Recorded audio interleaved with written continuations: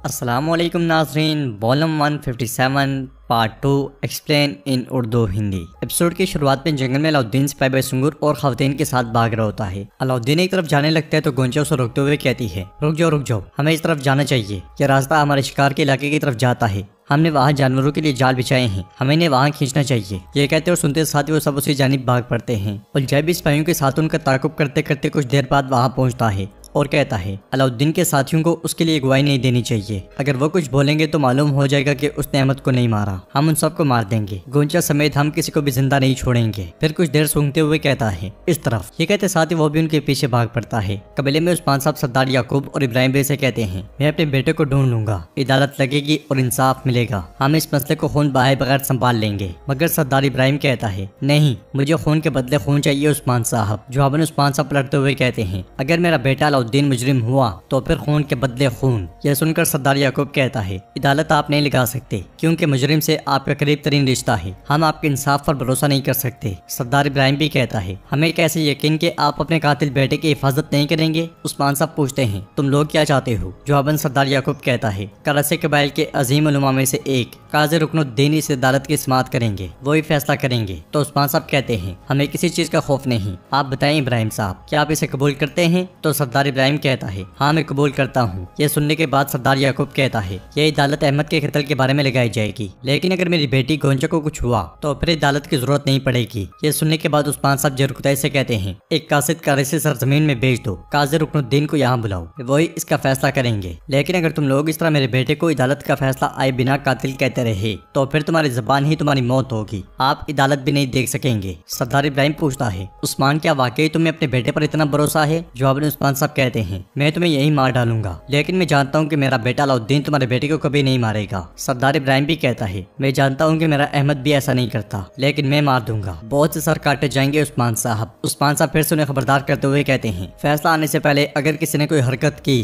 तो सबसे पहले गिरने वाले सर आपके होंगे। दूसरे खेमे में मलका, बाला खतून और बाकी खवातीन अहमद की मैयत के पास मौजूद होती हैं। मैयत के पास बैठी मलका रोते हुए कहती है, मैं कसम खाती हूँ मैं उसका कलेजा चीर दूंगी जिन्होंने तुम्हारी जान ली है बेटा, मैं उस अलाउद्दीन को। तो बाला खतून एकदम से कहती है, होशियार, हकीकत को जानने से पहले ही बोतान लगा रही हो, ऐसा ना करो। जवाबन मलका कहती है, हकीकत? क्या तुम हकीकत की बात कर रही हो? इधर आओ, ये देखो हकीकत, हकीकत यहाँ है, देखो ये हकीकत है। उसके जज्बात देखकर बाला खतून उसके पास बैठ जाती हैं और कहती हैं, मैंने तुम्हें कहा था कि मैं तुम्हें अच्छी तरह समझ सकती हूँ, लेकिन तुम बदगुमानी करती रहती हो। इसके बावजूद जब हम ये मालूम करेंगे कि तुम्हारे बेटे को किसने मारा है तब तुम्हें बहुत अफसोस होगा। मगर मलका कहती है, मैं जानती हूँ कि कातिल कौन है, कातिल तुम्हारा बेटा अलाउद्दीन है। अलाउद्दीन ने मेरे बेटे की बेइज्जती की, उसके मंगेतर को भगा लिया, उसने उसकी इज्जत को दागदार करने की कोशिश की, उसने मेरे बेटे को मार डाला। तुम अब भी उस कातिल की बात कर रही हो? साथ साथ मलका खंजर भी निकाल रही होती है। बाला खतून कहती है, तुम्हारे गुस्से की वजह से तुम्हें कुछ दिख नहीं रहा, लेकिन अपने ये सोग अदाब से गुजारो। जवाबन मलका चिल्लाते हुए कहती है, तो मुझे अदाब नहीं सिखा सकती बाला। ये कहते साथ ही वो बाला खतून का बाजू खंजर से जख्मी कर देती है। खवातीन के आगे बढ़ने पर वो उन पर भी हमला कर देती है, मगर उसे काबू कर लिया जाता है। बाला खतून खड़े होकर कहती है, होश में आओ मलका, क्या कर रही हो तुम? मेरे सबर के इम्तिहान मत लो, मेरा सबर खत्म होने वाला है। तो मलका कहती है, मैं तुम्हारी नस्लें मिटा दूंगी बाला, बस थोड़ा इंतजार करो, तुम देख लोगी कि मलका खतून कौन है। यह सुनकर बाला खतून कहती है, मैं इस बार तुम्हें माफ कर रही हूँ, लेकिन अगर तुमने दोबारा ऐसा किया तो तुम्हारी ये तकलीफ भी तुम्हारे लिए बहाना नहीं बन सकती। अल्जम बाजियान से कहो कि वो इसके साथ रहें जब तक कि वो अपने बेटे को अलविदा नहीं करती। मलका चिल्लाते हुए कहती है, बाहर निकल जाओ, बाहर निकल जाओ। इसके साथ ही खवातीन चली जाती हैं और मलका फिर से अहमद के पास बैठ जाती है। उधर हम देखते हैं कि जंगल में अलाउद्दीन अपने साथियों के साथ मुसलसल भाग रहा होता है और एक मुकाम पर रुकते हुए कहता है, हमने गलती की गोंचा, हमें दूसरा रास्ता इस्तेमाल करना चाहिए था, हम रास्ते से हट गए हैं। मगर गोंचा कहती है, अलाउद्दीन ये हमारे शिकार का मैदान है, हमने यहाँ जानवरों के लिए हर जगह जाल बिछाए हुए हैं। ये कहते साथ ही वो आगे बढ़कर अलाउद्दीन को जाल दिखाती है। अलाउद्दीन मुस्कुराते हुए कहता है, तुम्हारा मतलब हम गिदड़ों को फंदे में फंसाएंगे मेरी गोंचा?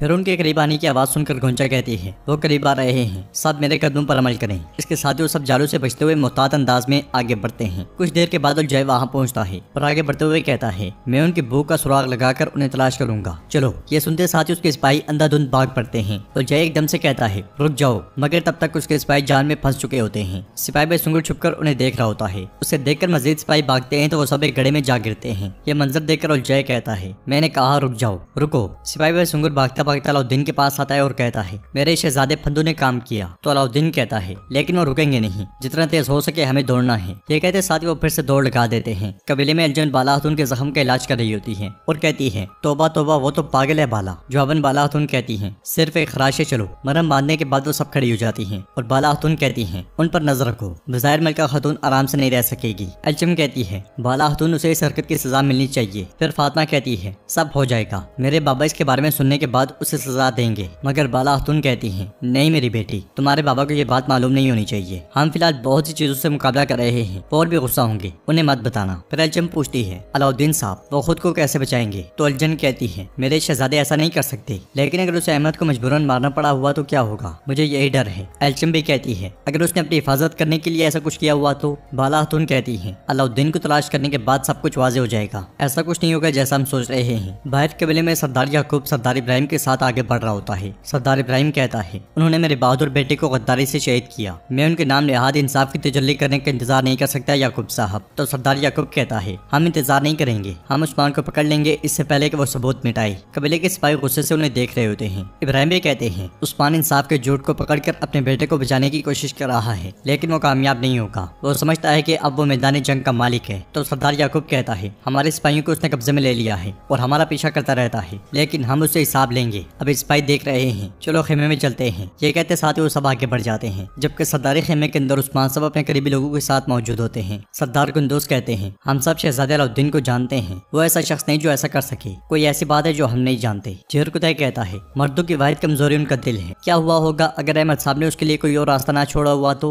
इस दौरान उसने ये गलती की हुई तो? उस्मान साहब कहते हैं क्या मेरे बेटे ने अपने वालिद से यही सीखा? आप सब अच्छी तरह जानते हैं मेरा बेटा ऐसा नहीं करेगा। इसके अलावा हम इतने अरसे से अपने दरमियान के लोगों से लड़ रहे हैं, हमने कब किसको मारा? हमारे बच्चों की परवरिश रियासत नज़्म ज़ब्त के साथ हुई है, वो ऐसा कुछ नहीं करेंगे जिसका वो आखिर में जवाब ना दे सकें। अगर आप ये नहीं जानते कि मुसीबत किसने लाई है तो फिर आपको ये देखना चाहिए कि उससे किसको फायदा होता है। आप बताओ मुझे, तुर्कों को आपस में दुश्मन बनाने से किसको फायदा होता है? और खान कहता है मेरे हुजूर सुलेबियों को। एल्चम कहती है मंगोलों को। यह सुनकर उस्मान साहब कहते हैं हम उनके खेल को बेनकाब करेंगे जो हमें नुकसान पहुंचाना चाहते हैं, लेकिन असल मसला हमारे दरमियान मुनाफिकीन का है। अब इब्राहिम साहब वो हमें तकलीफ देने से पहले नहीं रुकेगा। और खान कहता है याकूब साहब हमारा गला घोंटने के मौके की तलाश में है। उस्मान साहब कहते हैं लेकिन हम इस फितने की इजाजत नहीं देंगे, हम अपने भाइयों का खून बहाने से पहले इस फितने को मिटा देंगे। दूसरे खेमे में इब्राहिम बे कहते हैं अलाउद्दीन की लाश वहीं पड़ी रहेगी जहाँ मेरे बेटे की लाश लाई गई थी। यह सुनकर सरदार याकूब मेहमद से कहता है मेहमद तुम अलाउद्दीन को मार डालोगे? मेहमद पूछता है और गोंचा? जवाबन सरदार याकूब कहता है गोंचा मेरी बेटी नहीं रही, तुम जानते हो कि तुम्हें क्या करना है। जब जंग शुरू होगी तो हम कैदी नहीं बल्कि मैदान जंग में होंगे। यह सुनकर सरदार इब्राहिम कहता है हम कल अहमद की नमाज जनाजा अदा करेंगे, कैद से आजाद होने और लड़ने का यही बेहतरीन वक्त है। मेहमद और जय और सिपाही चुपके से कब्रिस्तान के अंदर दाखिल होंगे और हमें कैद से बचाएंगे। अब मेरी बात गौर से सुनो। तो नाज़रीन इसके साथ ही एपिसोड भी इख्तिताम पजीर होती है। अगर आपको वीडियो पसंद आए तो वीडियो को लाइक करें, चैनल को सब्सक्राइब